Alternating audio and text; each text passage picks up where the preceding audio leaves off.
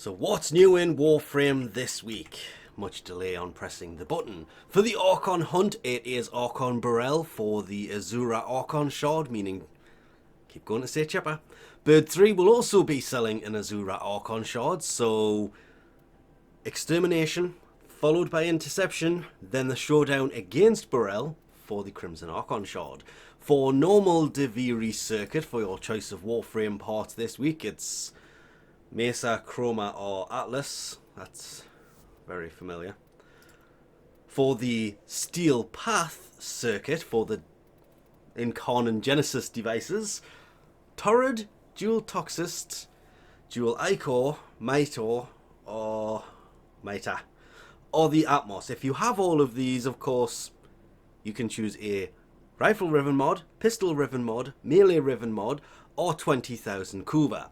I'm taking bets what they will be showing us next week as to what the 5 new Incarnans are. Nightwave this week, elite acts are kill the Exploiter Orb and win 3 wagers in a row without letting the enemy score a single point in any match of the index. Set up a good team, have one good player playing defense to stop them getting their point. Actually fairly easy to do.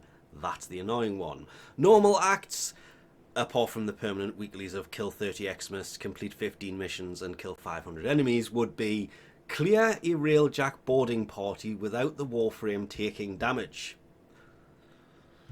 Getting them to board on such a low level that that would be easy to do is probably harder to actually do.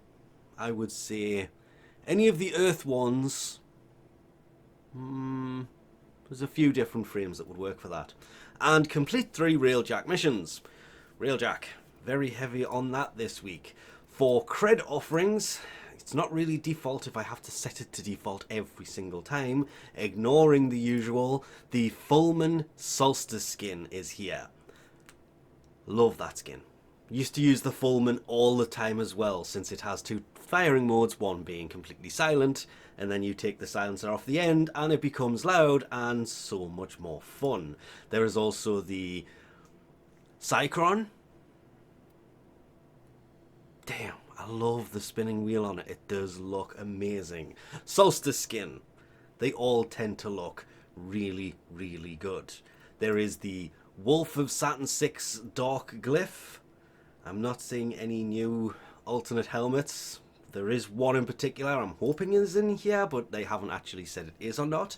The Dual Keras Solstice skin blueprint is also in here, as is the Ancient K-Drive scroll. Even though it just says Ancient there and it doesn't have K-Drive scroll, I still think they moved it down, and now it just looks weird between the engines. No matter where you put that, it always looks weird. There is the Wild Frenzy secondary fire will shoot 400% fire rate for the Grakata. Mutilus Quantas Bursting Mass, which accumulates 200% of the damage that goes through it and deals it in 15 meter radius. For auras, EMP Aura, minus accuracy against the Corpus. Loot Detector, plus 30 loot radar. Enemy radar, same thing as loot detector, but does enemy radar. It's basically animal instinct, but you have to choose one or the other. And energy siphon, definitely the one to go out of all of those auras. I'm not saying it again, because it's still broken.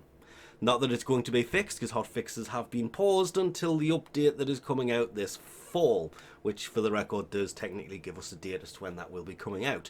The Grinlock Desert Camo skin blueprint, the Dual Zoran Daggerak skin blueprint, Glassmaker sigil of course being the artwork that goes on your chest or back, the Kinetic Siphon Trap decoration, Grol's Pobla Floof, Grol's Cupridon Floof, the Nora stencil for your personal quarters, the Saturn 6 ornament that still haven't fixed, it's still tiny and at the bottom, Falcor Shock Camo skin blueprint, and the only melee weapon this week would be the Heat Sword.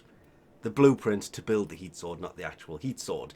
There is The accuracy while aiming augment for the Supra, the Rubico minus 50% zoom, Volt's electronic shield augment, and the Marelock plus 200% multi-shot minus 66% damage augment. Jumping in to see what Teshin has for the Steel Path Honor store this week, it is, of course, as expected, the Umbra Forma blueprint. The only way to buy Umbra Forma blueprints in the entire game. Only comes once every 8 weeks and worth picking up if you want to work over the 8 weeks to get 150 steel essence, which is more than easily enough done.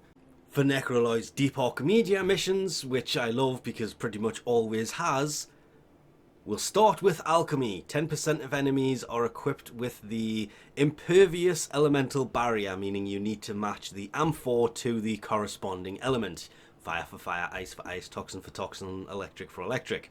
And enemy health slowly regenerates. Then you have to go on to do a survival mission, remembering you can't change loadout between them all, for no life support towers, because the life support towers are basically disabled. The Necromechs will spawn every 90 seconds and drop 6 life support modules when killed.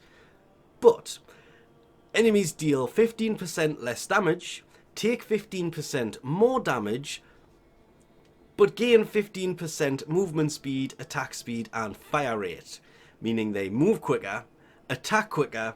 Even though they are dealing less damage, they will actually be dealing more damage. That one's kind of... I love that one, actually. Then you have to finish it up by going straight into Extermination, where Fishers will rip into the missions, causing the enemy level to go up by 1 every 10 seconds. Destroying them will stop them from going up further, but they will not decrease. And all enemies have Overguard equal to 50% of their max health. Note, all enemies, not allies. Love that one. But then again, for level 250 to 275, the more challenging, the better, because the rewards do make up for this. And lastly, don't forget, Barokatia will appear on the Strata Relay, which is on Earth this Friday. And with that, we'll leave this off here. Thanks for watching, and I'll catch you next time.